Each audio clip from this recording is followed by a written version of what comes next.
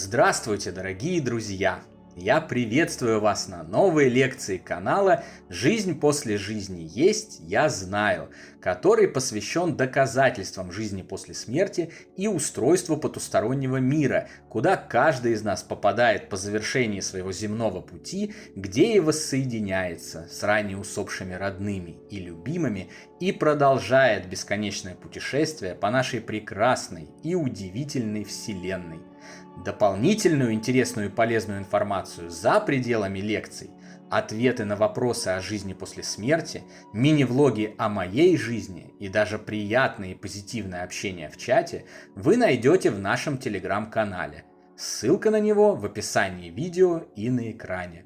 Сегодня нас ждет не совсем обычная лекция, но все равно она очень важна для обретения вами комплексных и системных знаний о жизни после смерти, а значит и порождаемых ими уверенности, спокойствия, деятельной невозмутимости и радости в ожидании грядущей и неизбежной встречи с ранее усопшими родными. Начнем. Самая большая и коварная ложь человечества о нашей жизни начинает укореняться в сознании живущих с самых пеленок. Жизнь одна. Слышим мы отовсюду, стоит нам только научиться принимать и воспринимать входящую информацию. Жизнь одна, будь осторожен, жизнь одна, другой не будет, жизнь одна, так проживи ее так, чтобы не было обидно на смертном одре, и даже жизнь одна, нужно попробовать все, и так далее, и тому подобное. Вранье. Жизнь не одна. По крайней мере, в том массовом понимании физического отрезка нашего существования в биологическом теле на планете Земля. Ложь о том, что жизнь одна, так старательно укореняется абсолютным большинством людей, как заинтересованных в ней, так и действующих просто по наитию, слепо повторяющих разные глупости за другими, исключительно из страха смерти. Настолько многие люди боятся за свои шкуры, настолько цепляются за них любой ценой и до самого конца, что готовы отказываться от любых прав, возможностей, свобод и правды, понимания истинной картины мира и выхода за навязанные обществом рамки, лишь бы потешить себя иллюзией безопасности и сохранения тела еще хоть некоторое время. А безопасности-то как таковой нет и никогда не было. И уж точно эта так называемая безопасность не исходит от какого-то конкретного лица, какой-то конкретной службы или какой-то конкретной организации. К примеру, всем известно, что автосигнализации не останавливают угонщиков от слова совсем. Любая, даже самая сложная и дорогая сигнализация нейтрализуется этими негодяями при помощи современных технических средств за 30 секунд. Все это знают. И все равно несут деньги в компании, устанавливающие автосигнализации, ради того, чтобы самообмануться и спокойно уснуть. Но это лишь иллюзия безопасности. Данный физический мир, в котором мы проживаем в нынешний момент, небезопасен для всего вещественного и, соответственно, для нас, как для биологических тел. Это факт, и так есть. Так все устроено. Так было всегда и так всегда будет. Вот только смотреть на это нужно под правильным углом. Эта небезопасность как раз и есть необходимый нам способ и инструмент развития нашего духа, прохождения различных испытаний, научения принципам любви и добра по отношению ко всем и всему, очищения от ментальной грязи и роста над собой. Потому что одновременно с тем, что этот мир не безопасен для наших тел, он абсолютно безопасен для нашего духа или для нашей души. Но вот в чем суть. То, что наш мир не безопасен, не делает его менее прекрасным и удивительным, чем он есть. Кто вообще сказал, что отсутствие абсолютной безопасности делает нашу жизнь нестерпимой и ужасной? Правильно, это сказал кто-то. А мы в это поверили и стали бездумно повторять, разносить и навязывать другим. А ведь именно эта небезопасность делает нашу жизнь увлекательной, организует нам невероятные приключения, выступает поставщиком бесценного опыта и знаний. Конечно, не стоит путать разумную и естественную, природную небезопасность и тотальную анархию. Анархия никому не нужна, вредна и контрпродуктивна. Но живи мы абсолютно защищенными от всего, словно в коконе, в пузыре. Только вообразите, каким скучным, бесцельным, бездеятельным и малоэффективным было бы такое существование.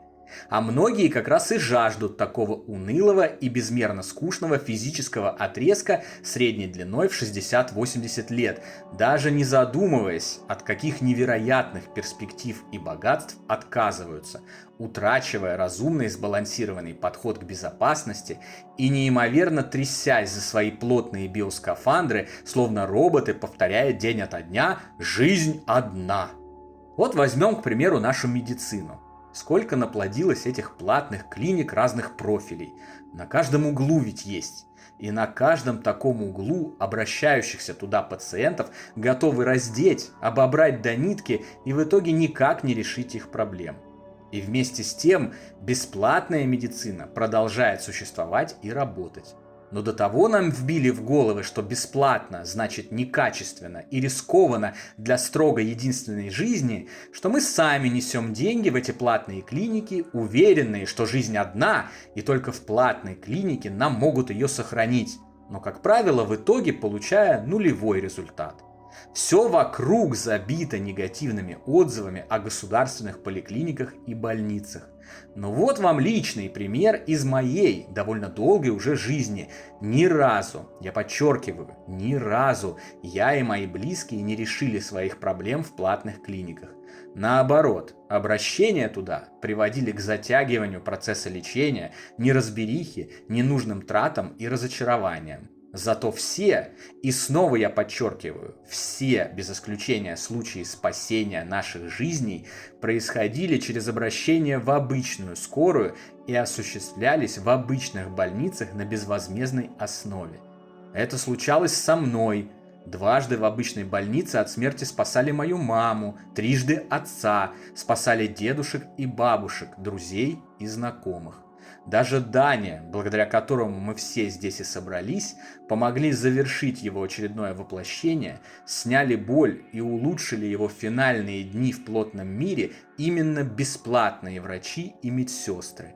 Пока платные посылали на все новые и новые обследования, на новые и новые приемы, на новые приемы других высокооплачиваемых крупных специалистов, которые с пафосом смотрели на снимки громадной опухоли, напускали туману и утверждали, что ничего не понятно и нужно еще немного занести, чтобы разобраться, опухоль это все-таки или нет. Абсурд. Но еще больше абсурд, что всю эту систему создали и позволили ей процветать мы сами, своими беспредельными страхами за физическую жизнь. С тех пор, как произошел мой духовный разворот, и я очистился от всех страхов, включая страх смерти, я живу так, как будто я гражданин Советского Союза. Для меня в принципе не существует никакой частной медицины. Есть поликлиника, есть больница, есть скорая, есть талончики на запись, есть недовольные всем бабульки в регистратуре, но что мне до их недовольств? Я пришел за лечением, а не за тем, чтобы меня облизывали с ног до головы на входе, но по итогу никак не решали моих проблем. Иногда есть и очереди, но страшного в них ничего нет. Сиди себе спокойненько, да общайся в Телеграме с вами, с друзьями или близкими, или еще интереснее, вживую с ожидающими вместе с тобой соседями. И время пролетит незаметно, а порою и с пользой, ведь иногда в таких очередях можно встретить носителей глубокой мудрости. Жили же как-то люди 50 и более лет назад с такой системой. И даже неплохо жили. И лечились, и операции делали, и на приемы ходили, и ничего за это не платили. Даже при том, что технический прогресс тогда был на уровне куда более низком, чем сейчас. Причем лечили все, от мозоли на пятки до зубов. Думаете, рак тогда не лечили? Лечили, и еще как. Огромнейшим заблуждением является уверенность в том, что люди раньше были глупее, чем нынешние, и ничего не умели. Напротив, Представители предыдущих поколений и цивилизаций обладали куда более развитыми мозгом и сознанием, умели делать то, что мы давно делать разучились. Могли возводить чудеса света, делать невероятные открытия и находить выход из любой ситуации с гораздо более ограниченным набором средств технического прогресса.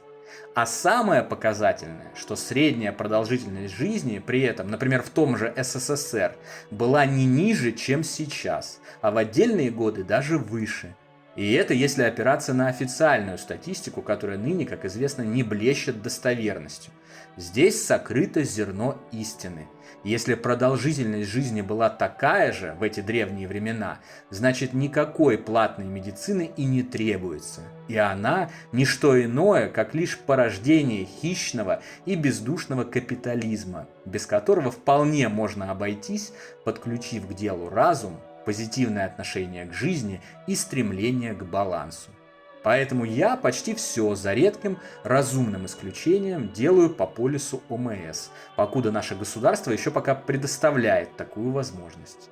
И как видите, все у меня нормально. Не умер, не стал инвалидом, не страдаю и не мучаюсь. Даже наоборот, получаю удовольствие от того, что мои медицинские задачи решаются и уж точно не менее эффективно, чем в частных клиниках за большие деньги.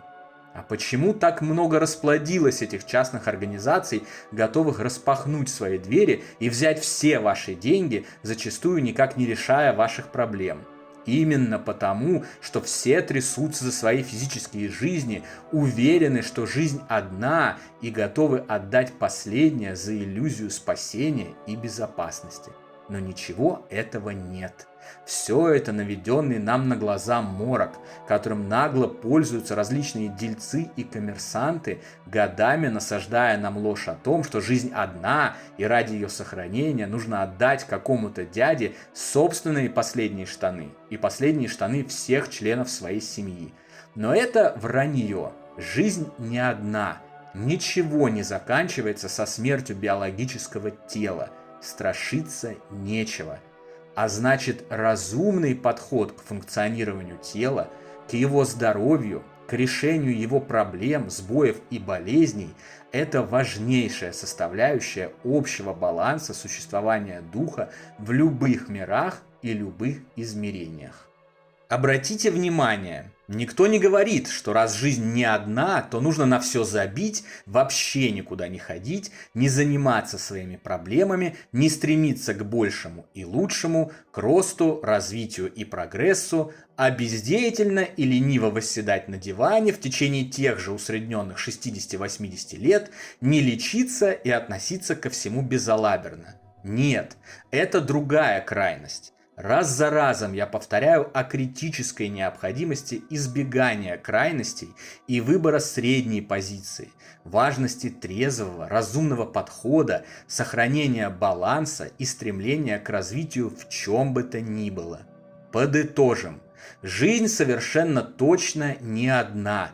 Страшиться того, что жизнь одна, и вообще страшиться чего-либо, значит делать свою жизнь хуже. Следовать же этим страхам и поддаваться на манипуляции тех, кто их насаждает, значит делать свою жизнь хуже на много порядков. Правда же о нашей истинной духовной природе и вечной жизни, очищение от страхов и лжи их насаждающей – вот путь к свету, к счастливому и комфортному существованию в любых мирах, пространствах и измерениях. На сегодня это все, дорогие друзья. Не забудьте про наш Телеграм. Там интересные публикации, приятное общение с единомышленниками продолжаются постоянно, круглосуточно, без обеда и выходных. Встречаемся на новой лекции здесь же, на нашем канале. А пока всего вам самого лучшего, волшебного и замечательного.